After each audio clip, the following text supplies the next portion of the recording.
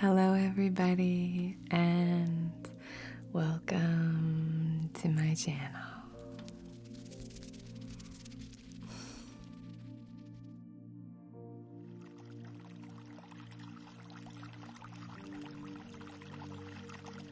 Reiki with Anna.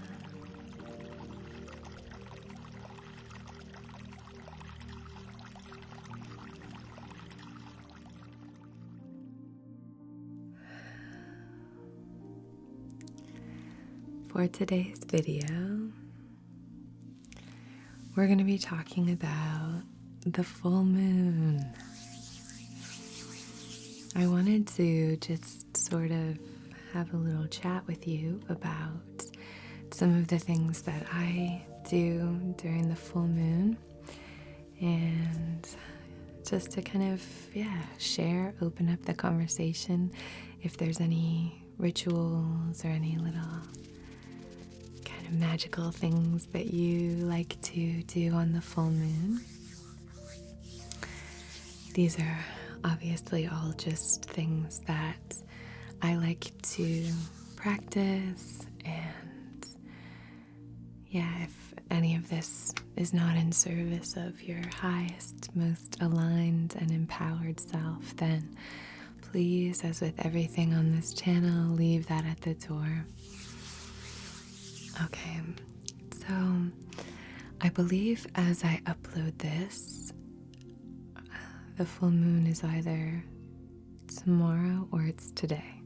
So I'll leave that in the description box. But I am not exactly sure when I'll be putting this up. But in any case, I thought it would be nice to create this video and this kind of conversation, I guess, in the comments for any time, for any full moon in any season and any sign. So I'm not going to be specific in this video to the particular full moon. No, it's just going to be more of a general kind of full moon chat. I've had a few of you asking me if I have new moon, full moon, and different astrological rituals, and I have a few. So I thought I would share some of what I do, and if you feel called to, you're more than welcome to do some of these as well. One of the things that I really like to do during a full moon is focus on the kind of cleansing aspect. Letting that light wash over and kind of clear anything. So I like to look at it as a time of completion, as a time of kind of, shedding a skin, saying goodbye to patterns that no longer serve us, anything like that. I think the full moon is a beautiful time to charge different things, whether that's crystals, whether that's moon water, water that you're going to use for anointments or sprays or anything like that. You can charge different, all kinds of different stones and things like that, or any other kind of more magical. There's like a lot of hair here. Sorry. But you can charge all kinds of things. You can charge certain books or notebooks that you're going to be writing in or using that month. You can charge a writing utensil that you might be using. You can charge, I like to take this string that I have that I kind of tie in a knot to represent, we talked about this in the anger video, but to represent something that has kind of made me angry that I just want to revisit later and clear. And so I usually open that up on the full moon and just kind of flick that energy away. So I can use it as to charge and also to cleanse. This is just kind of what I like to do, and I found it useful for me. So in order to charge something, this is a little spray bottle that I like to use for my Reiki sessions, for clearing a room.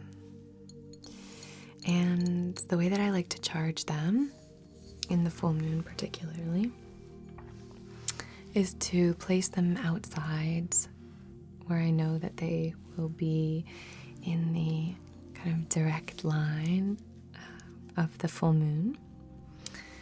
And if it's a cloudy night, that's okay. Sometimes if I'm not able to do that, or if I'm charging crystals that aren't able to kind of be left outside overnight, things that are water soluble like selenite or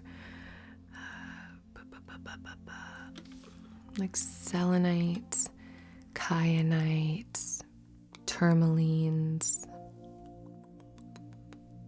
maybe calcites? Not sure, but any of those that I don't like to leave outside, then I will just put those on a windowsill or on a window near that. And you can either take a mirror and try and reflect it, or just leave it on the windowsill with the intention of allowing the moon, the full moon, to charge whatever it is that you're trying to charge. You can always say a little intention, set an intention, and say, on behalf of my highest, most empowered self, in loving comfort and perfect balance, I wish to charge this moon water or sacred spray in the light of the full moon to amplify the properties that I set during my Reiki sessions. Or if you know something that you're going to be using it for specifically, you could say, charge it with healing or clearing abilities and properties, for amplification properties. I would like to charge it with love of self and love of others. Anything like that, you can charge that water, or whatever you're kind of working with. And so charging those crystals, and then I usually just go and kind of collect them in the morning. But one thing I like to do is put them on a little tray. I find that it's a lot easier when I have them all together, and it makes it, I used to just put them straight on the ground, or I had them on a little kind of ledge, and yeah, that wasn't as handy. It makes it kind of difficult, and it makes it so they're a little bit less safe and protected. So I like to keep them on a little tray or something when I put them outside. And then I like to take them and just try to wash my hands, try to have, purity of thought or whatever when I'm handling them after they've been charged, so that I don't kind of leak my energy into some of them if I have negative energy the next morning. So because once they're charged, they've got a lot of energy and they're sort of open, and so I find that it's helpful for me to be very conscious when I handle those for the first time after being charged. And you can set an intention with each of those crystals. You can set an intention if you've been noticing as you work with certain crystals that certain properties aren't coming across as strongly, or if you've noticed that there might be certain properties of that crystal that you're kind of wanting to call more of into your practice. So you could always set that kind of intention for your stone. You could always invite more of that. just kind of having a better understanding of what you use your stones for. Sometimes I use this stone, I put my ring on it, like that. Yeah. So whether you use it as sort of a bed to kind of cleanse that energy, or whether you're using it in a Reiki practice or some kind of energy work, or whether you're using it to clear the space and clear the room, or whether you're using it to cleanse and comb through your aura, or whether you're using it to meditate, or just to kind of amplify the energy in a room. Whatever you're using it for, you can kind of set an intention for that stone to be charged with that energy and with those properties. Okay. I have found that selenite, for me, it's very important that I charge my selenite wands. I charge them almost daily in the sunshine or in the full moon, depending. Or in the light of the moon, whichever phase the moon might be in, but daily I charge them in the sun. I feel like they just have so much beautiful, high vibrational energy when I charge them in the sun. So I think particularly with the full moon, selenite is a great one for that. Charging it I have a window that gets pretty good access to the moonlight at certain times. Most of the time it's pretty easy to be able to charge the selenite in that window. Little anointments. These are nice to charge as well, very easy. You can sort of set an intention depending on what you know you're going to be doing that month. You could make a little vial of whatever kind of essential oils, or you could just fill it with some water, purified water, or anything like that. And if you know that you're going to be doing something a bit stressful, or something that might require a lot of the kind of perseverance, or maybe even stepping into a position of power where you're going to kind of have to lay down the law, or anything like that, or when you're having a tough month and you just want some kind of gentle, supportive energy, you can charge a little bottle of water, a little vial, and intend it specifically for that use. And then when that day is coming around, you can open it after you've charged it in the full moon, and you can just anoint yourself with that and sort of save it for that day or whatever. And you can just take that and then just sort of place it behind your ears. You can place it on sort of either side of your clavicle. It smells so good.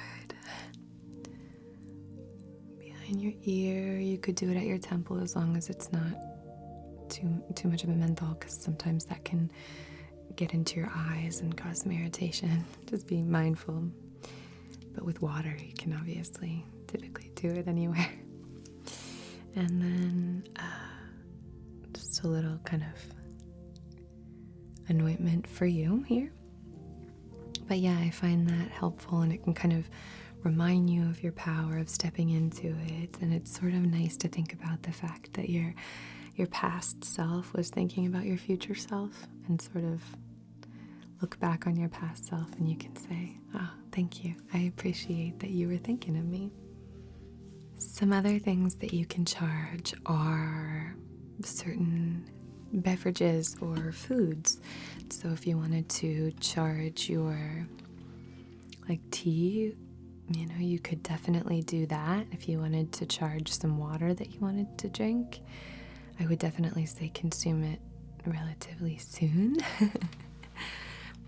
So yeah, charging your tea can be really powerful. It can be a really nice way of kind of setting yourself up for a really balanced, beautiful day. Just, from my perspective, I think that's kind of a nice practice. Having, taking that time to have your tea, and you can either, if you do like sort of loose leaf tea or tea bags or anything like that, and you can just lay those out beside your stones and just set an intention. If you know what the coming day or month will be, providing or opening to you, you can say, okay, tomorrow I really want to set an intention for this tea to, support me in my productivity. And so you can just sort of even label it and have that be your kind of like productivity tea. Or if you know that you're going to have a lot of things to do, you could always set it for focus. Just really want to be able to focus. I want a lot of clarity, mental clarity, clearing the fog, and have that one available to you. So just, again, some food for thought. You could also journal at the full moon. I think journaling is such an important part of my spiritual path. Just a way of kind of getting in touch with my inner self, my inner world. It's a great way of kind of marking progress, or not in a competitive way or anything like that, or a way that kind of defines self-worth, but just more in a way, if you're having a bad day or something, you can look back and see what you were struggling with before and say, oh wow, that's where I was. Those are things I was struggling with. And now I've kind of moved past that. I've moved through that. I've worked through that. I bet maybe I could work through this challenge that's presenting itself to me now. That kind of thing. I think it's helpful to kind of have a dialogue with our past selves. Obviously not necessary. None of this is necessary. You can do anything that you want to do, or nothing at all.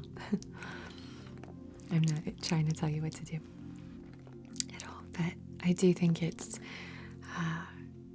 a really nice opportunity, if you are open to it, to just sort of begin doing some little practices. And you can also charge your notebook in the full moon. You could always do that. And charging your notebook in the full moon, you could sort of dedicate it, or like I said, a writing utensil or anything like that, to whatever the full moon, whatever sign it might be in that month. So that's sometimes helpful to navigate the manner in which you're going to move through the upcoming month is through what sign you're in, what season you're in. Well, this is a short and sweet little video here, hopefully sweet. And I just want to thank you so much for being here.